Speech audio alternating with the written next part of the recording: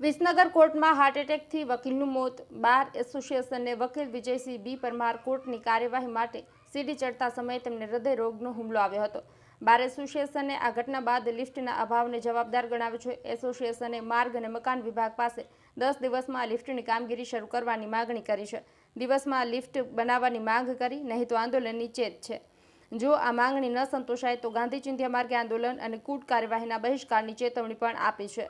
Visnagar court કેમ્પસમાં બે મુખ્ય બિલ્ડિંગ છે। પહેલા બિલ્ડિંગમાં એડિશનલ ડિસ્ટ્રિક્ટ કોર્ટ અને સિનિયર સિવિલ કોર્ટ આવેલી છે।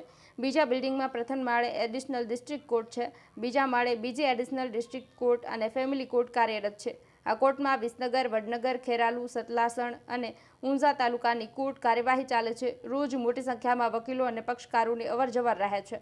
ઘણા દિવ્યાંગ અને મોટર એક્સિડન્ટના કેસના પક્ષકારો પણ આવતા હોવાથી લિફ્ટની માંગણી લાંબા સમયથી કરવામાં આવી રહી છે। જો આ માંગણી ન સંતોષાય તો ગાંધી ચિંધ્યા માર્ગે આંદોલન અને કોર્ટ કાર્યવાહીના બહિષ્કારની ચેતવણી પણ આપી છે।